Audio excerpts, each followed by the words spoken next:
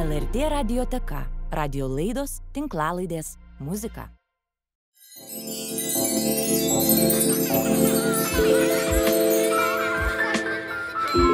Vakaro pasaka.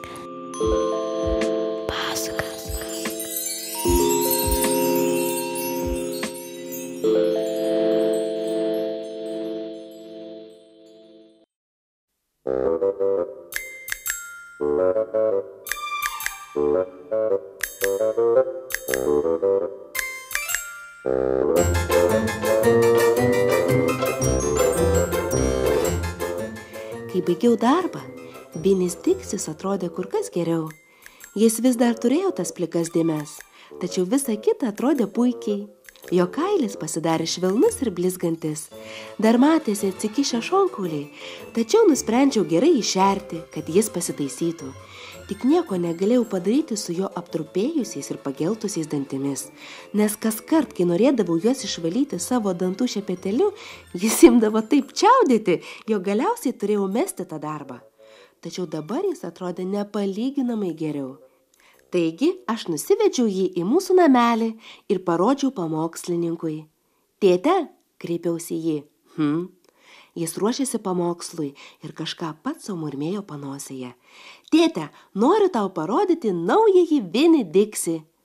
Pamokslininkas padėjo pieštuką, patrynė nosį ir pagaliau pakėlė akis.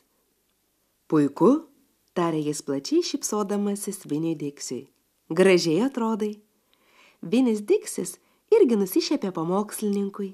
Jis priėjo ir padėjo galvą jam ant kelių.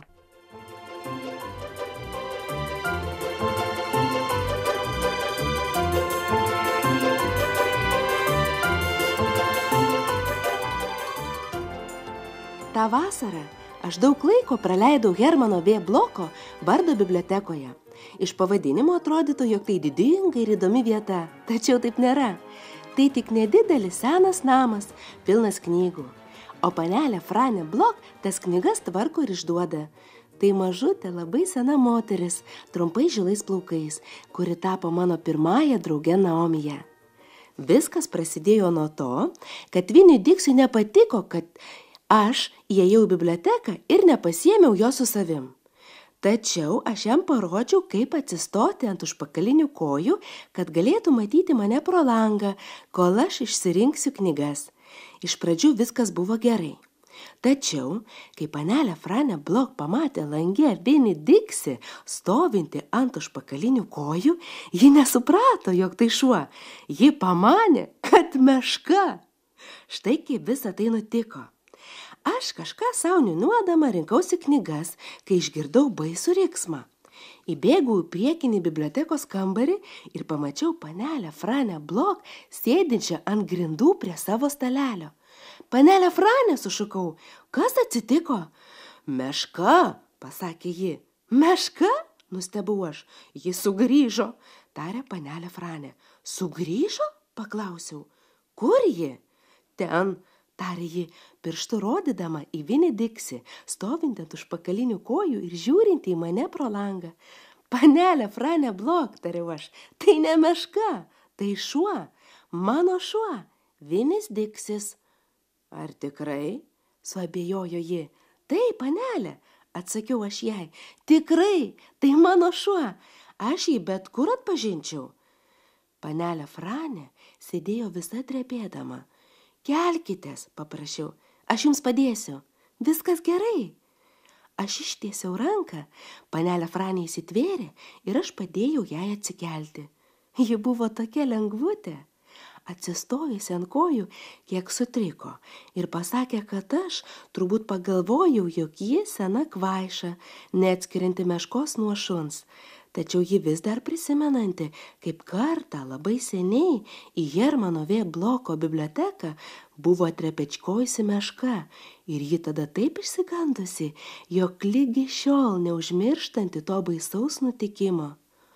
Kada tai buvo? Paklausiau jos. Oi, tarė panelė Franė, tai ilga istorija. Gerai, atsakiau, šiuo požiūriu esu panaši į savo mamą. Man patinka klausytis pasakojimų. Bet ar galėčiau atsivesti Vinį Diksį, kad jis irgi pasiklausytų? Jam labai liūdna vienam. Tiesą sakant, nežinau, tarė panelė Franė. Šunys į Hermano V. Bloko vardo biblioteką neįleidžiami. Jis gražiai elgsis, pažadėjau. Šitas šuo netgi lanko bažnyčią. Ji nespėjo pasakyti nei taip, nei ne, o aš jau atsivedžiau Vinį Diksį, kuris garsiai atsiduso ir išsitiesė tiesiai prie panelės Franės kojų. Ji pažiūrėjo į jį ir tarė, iš tikrųjų, tai tik tai didelis šuo. Taip, panelė, patvirtinau, ir turi didelę, gerą širdį. Gerai, tarė panelė Franė. Ji pasilenkė ir paglostė Viniui Diksiui galvą. Atsakydamas Vinis Diksis paviskino uodegą, o paskui ėmė šnopuoti apie jos mažutes senas kojas. Aš pasiimsiu kėdę, atsisėsiu ir išsamiai papasakosiu visą tą istoriją.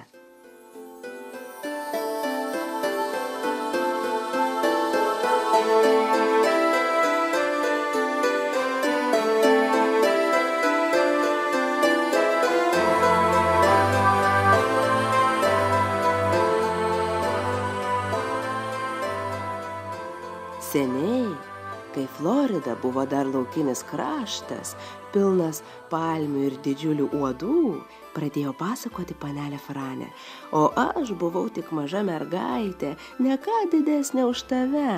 Mano tėvas, Hermanas V. Blokas, pasakė, kad savo gimtadieniui galiu išsirinkti dovaną. Kokią tik panorėsiu.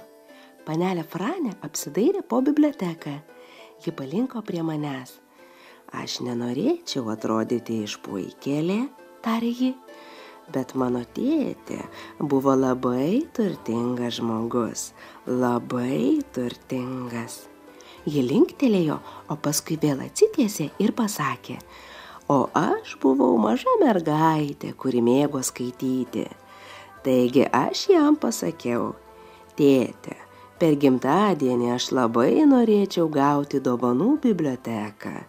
Nedidelė bibliotekėlė būtų tiesiog nuostabu. Jūs paprašėte visos bibliotekos? Mažutės, linktelėjo panelė Franė. Aš norėjau mažo namelio, pilnutėlio knygų, kuriamis galėčiau dalinti su kitais. Mano svajonė išsipildė. Tėtė pastatė man šitą namą, kuriame mes dabar esame.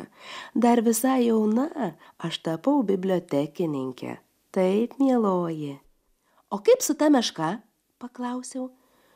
Ar aš tau nesakiau, kad tais laikais Florida buvo laukinis kraštas, priminė panelė Franė Blok. Oi, žinoma, sakėte? Florida buvo laukinė. Joje buvo pilna laukinių vyrų, laukinių moterų ir laukinių gyvūnų. Ir meškų? Taip, mieloji, tikra teisybė. Ir dar turiu pridurti, kad aš buvau maža gudragalvė. Labai protinga, nes turėjau pilną biblioteką knygų. Taip, mieloji, maniau, kad galiu atsakyti į visus klausimus. Taigi, tą karštą ketvirtadienį, atsidariusi visus langus ir duris, aš sėdėjau bibliotekoje, įbedusi nosį į knygą, kai per stalą praslinko šešėlis. Nepakeldama akių, taip, mieloji, net nepakeldama akių, aš paklausiau, kokios knygos pageidautumėte. Niekas man neatsakė. Tada aš pamaniau, gal koks laukinis išsigando, pamatęs šitiek knygų ir neteko žado. Bet netrukus pajutau labai keistą ir stiprų dvoką. Aš iš lėto pakėliau akis ir tiesiai priešais mane išvydau mešką. Taip, mieloji, stovėjo didžiulė meška. Kokio didumo? Paklausiau aš. Gal 3 kartus didesnė už tavo šunį. Ir kas tada nutiko? Taigi, tarė panelė Franė, aš pažiūrėjau į ją, o ji į mane. Meška užvertė snukį aukštyn ir vis uostė, tarsi norėdama nuspręsti, ar mažoji gudragalvė bibliotekininkė tikrai ne tas daiktas, kurį verta suėsti.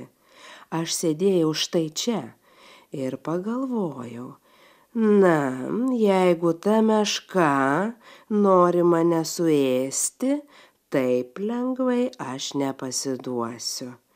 Taigi, mieloji, labai ramiai iš lėto aš pakėliau knygą, kurią tuo metu skaičiau.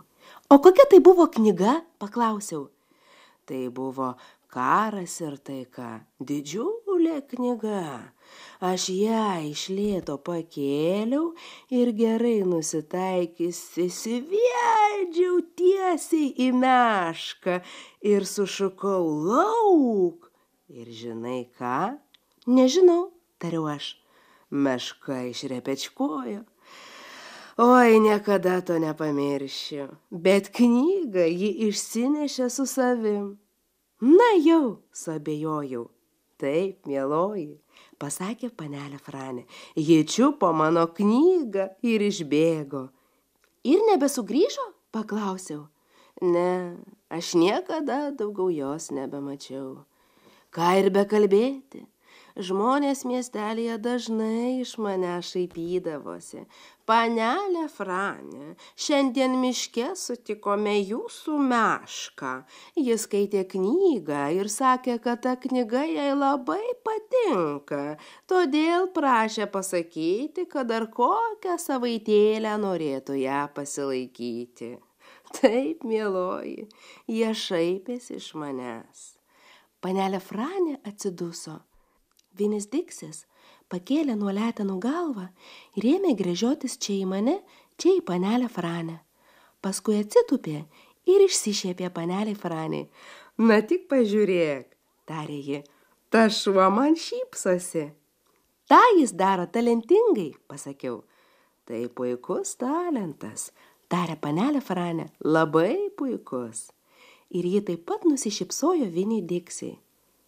Mes galėtume draugauti, tariau aš panelei Franiai. Jūs, aš ir Vinis Diksis galėtume tapti draugais. Panelė Franė nusišypsojo dar nuoširdžiau. Kodėlgi ne? Tai būtų nuostabu, pasakė ji. Tiesiog nuostabu. Ir tą minutę, kai mes visi nusprendėme būti draugais, į Hermano V. Bloko vardo biblioteką atpėdino toji susiraukėlė. Amanda Wilkinson. Ji nukulniavo tiesiai prie panelės Franės stalelio ir pasakė, aš užbaigiau Johnny Trimeiną, man labai patiko, norėčiau kokios nors sudėtingesnės knygos, nes esu jau pažengusi skaitytoja. Gerai, brangioji, žinau, tarė panelė Franė. Ji pakilo nuo kėdės. Amanda elgėsi taip, tarsi manęs nė nebūtų. Ji žiūrėjo kažkur pro šalį. Nuo kada šunims leista landžioti į biblioteką? Paklausė ji panelės Franės, kai jos pasitraukė į šalį. Tik išrinktiesiems, tarė panelė Franė. Ji atsisuko į mane ir mirktelėjo. Aš jai nusišypsojau.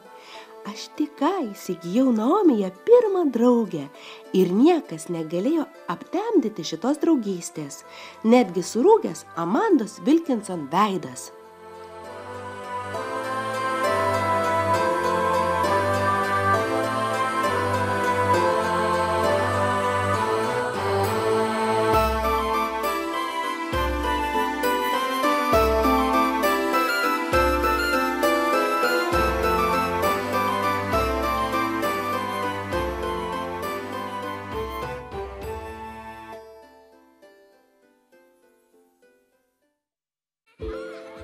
Daugiau pasakų vakarupasaka.lt